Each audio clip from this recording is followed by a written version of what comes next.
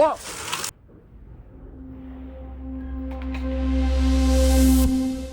这是航拍中国的画面。当年想拍到这样的画面，需要体积非常大的无人机或者是直升机，而且需要配备专业的飞手。而2025年的今天，我们想航拍中国，只需要它，大疆全新发布的 Mavic 4 Pro。画质方面呢，主摄最高拍摄的是6K 60帧的视频，1亿像素的照片，且3个摄像头都能拍摄全尺寸的 D-Log， 而且都有双原生 ISO。但画质也许是它这次最无聊的升级，因为你现在可以拍摄360度旋转的画面，而且你还能够拍摄6K 的竖屏的无损视频。而同样的改变了传统的设计的，还有它的全新的这个遥控器，你现在可以像 Pocket 3的屏幕一样啊，在这个横屏跟竖屏之间切换，你甚至可以用它来打王者、刷视频。First Love， 当然，为了以上的这些升级啊，包括它的抗风性还有飞行速度，它损失掉了一些便携性，比上一代 Mavic 3 Pro 要重一点。所以它的使用场景究竟如何，是否适合旅拍？相信看完这一期视频，你们会有自己的答案。欢迎来到像素长街，我是你们藏服限定版的小鹿。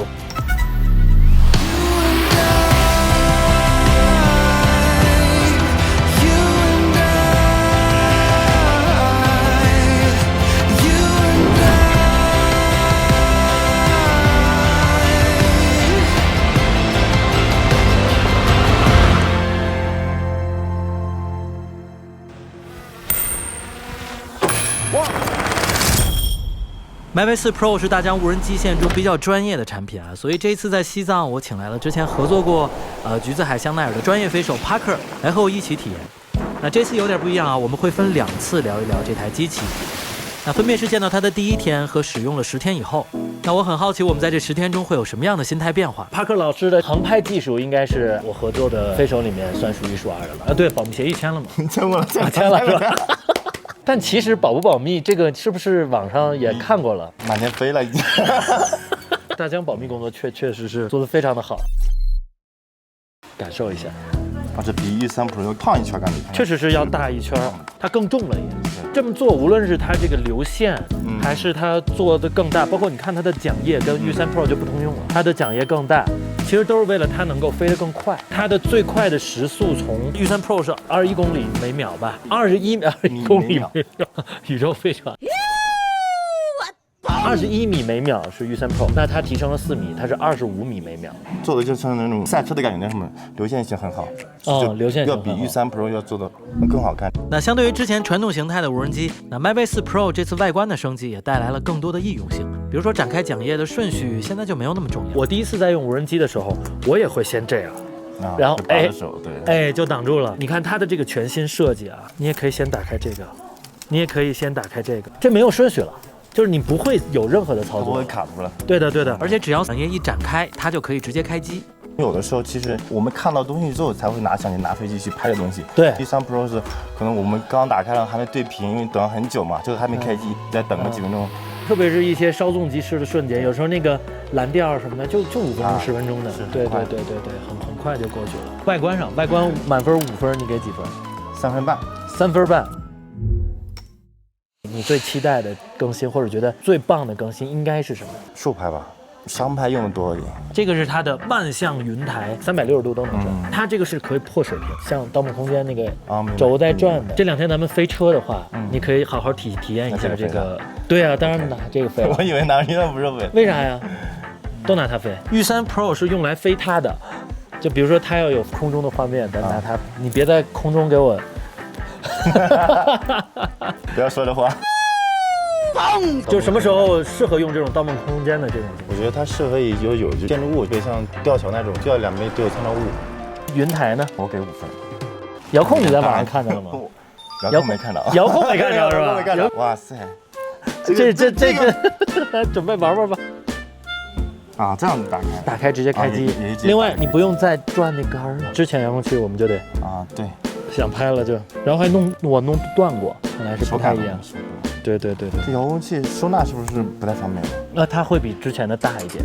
再给你看个好玩的啊，我如果在空中，我想竖拍，一接一转就可以切换了。对的 ，B 站、抖音都有了。你想收起来，自动休眠，想再拍，打开，直接飞。最主要的是这块屏幕，你看这块高亮屏，它就是一块安卓屏。是，理论上它就是可以装哔哩哔哩、小红书，可以装抖音，可以装王者荣耀。Yeah, our first love. First love. First love. You were always gonna. 2 hours later. 服务员给你下班了。好。人家在旁边4个。我杀了5个人了，完了，好了，赢了。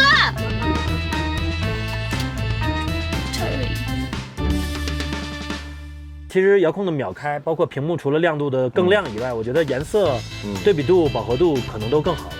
其他的呢？就是遥控上面会多一个按钮，按一下就是调 ISO 的，你再按一下也就可以调光圈大小。我自己在使用的时候啊，我2只手是这样的。如果我要是想碰屏幕就费劲了，首先我没办法继续的飞，我必须要离开一只手，我去点。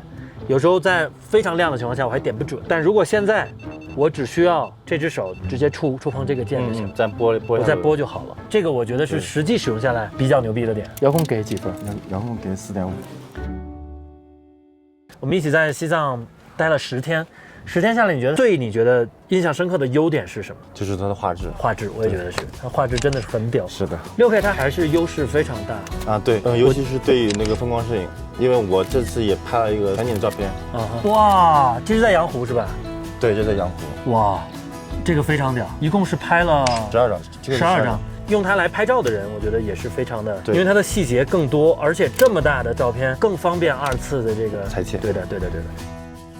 它这3颗摄像头全部都给了全尺寸的 D-Log， 这个升级你会觉得怎么样？我3倍的用 D-Log 的会多一点。那个夕阳就是人冲浪在海上面要特别近，我就想拍那个光，外面的光，然后又想把人拍到，所以你只能拿3倍来定。就是3倍用的追车比较多，我跟你说，它能有一定的压缩嘛，明白？且你能离得稍微远一点，不至于有时候，比如说车旁边老有电线杆什么的，我就能离远一点嘛。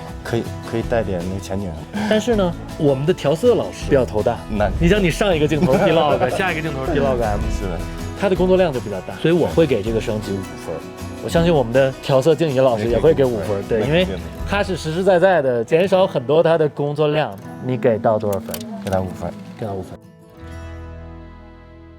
好，接下来聊聊它的暗光，你觉得怎么样？前天我们用了暗光，我们晚上调了 ISO 6400，6400是可用的，对，6400是可用的。它这次是双原生 ISO，是400和1600，但是6400的状态下是可用的，是吧？是可用的。之前的 Mavic 3 Pro 因为没有双原生，而且它的这个 ISO 最高只有1600，之前我们拉到1600的时候，噪点就没法看了。对，我其实 Mavic 3 Pro 蓝调我也拍了但是我后面我前天晚上拍了 Mavic 4 Pro 的话，就感觉 Mavic 4 Pro 的那个效果更好。这一次它的光圈也变成了 F2。白天其实这2台机器，你觉得就是在1倍的时候，其实看不太出太大的差距哈。对，在显示器上基本上看不出来。对。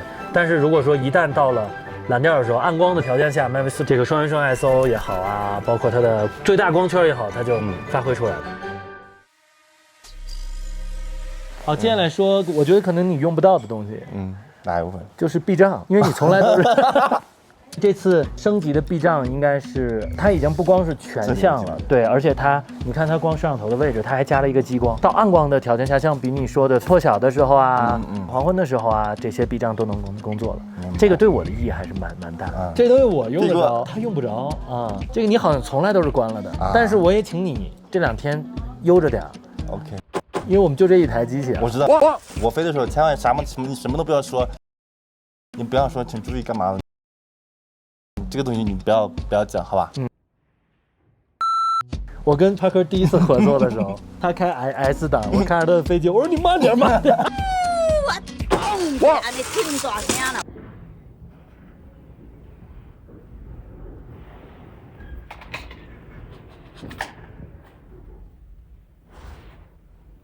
你们昨天拜了吗？没拜。制片。24 hours later。那个从机场取回来了。太屌了，人肉背过来的，牛逼！那个啥，请跟帕克说什么？来，打开避障，打开避障，把 S 档给我关了，同志们，哇，太不容易了！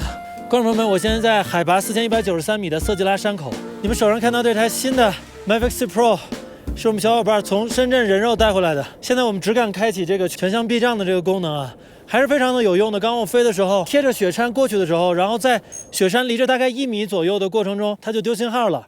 当时把我吓死了，因为我没有办法再跟大疆开这个口了。我们已经是把老脸贴上了，说能不能再帮我们寄一台？还好，大概在几秒钟以后，它的信号找回来了，它就自动返航了。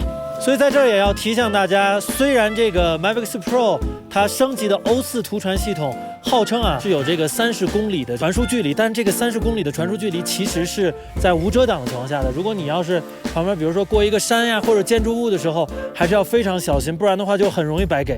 还有就是，如果你来的是高原地带的话，真的就不建议你带像 Mini 4 Pro 或者是 Flip 啊，等等，因为它们的最高飞行的海拔是4000米。那像这个更加专业的 Mavic 4 Pro 呢，它可以最高的海拔到6000米。也就是说什么概念呢？就是它能到6000米，但我到不了，就是我应该比它先挂掉。大疆这么设定肯定是跟它的风速也有关系。像刚刚我们在海拔最高的色拉山口这边风稍微大一点的情况下，像这个专业的 Mavic 4 Pro 抗风能力还是非常的够的。哎，等会儿。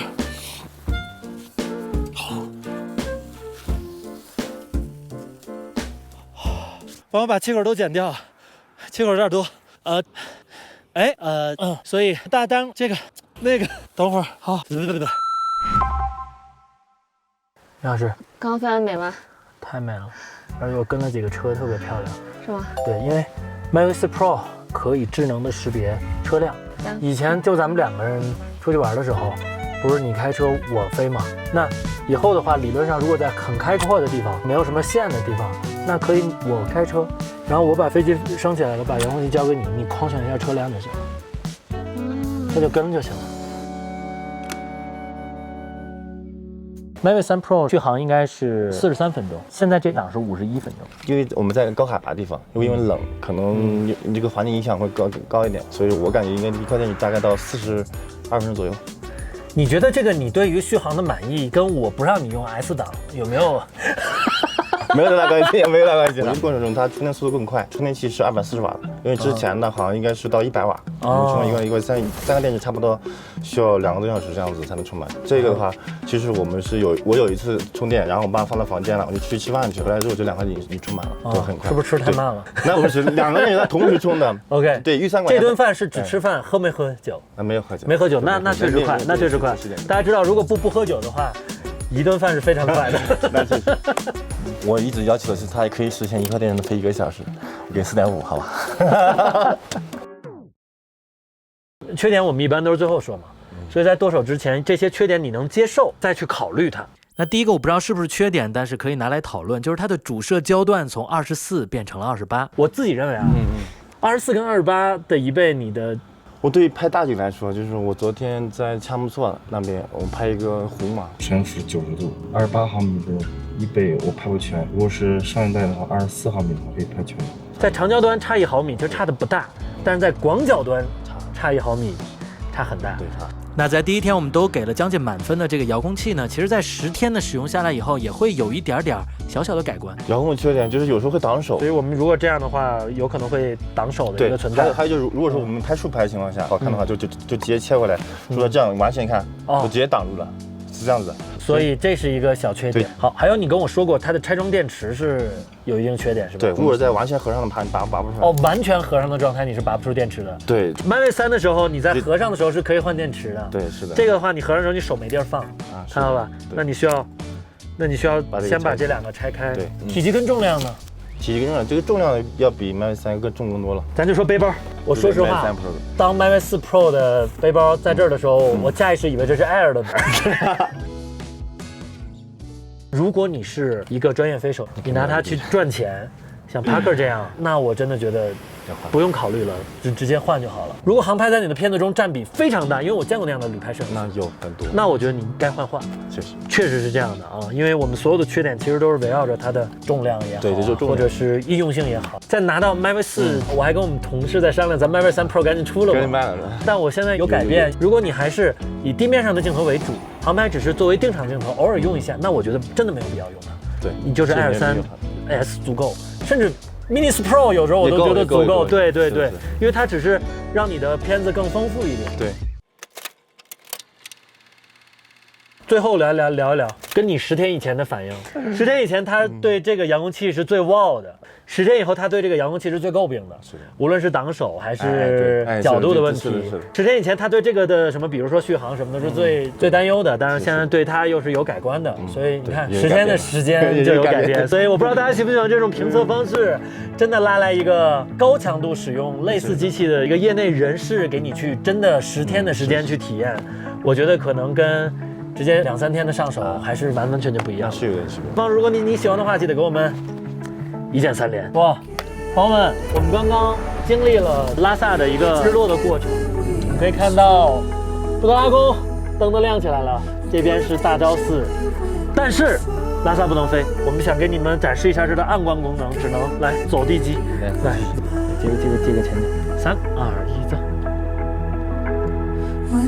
这个大昭寺，揉个六倍，拍个照。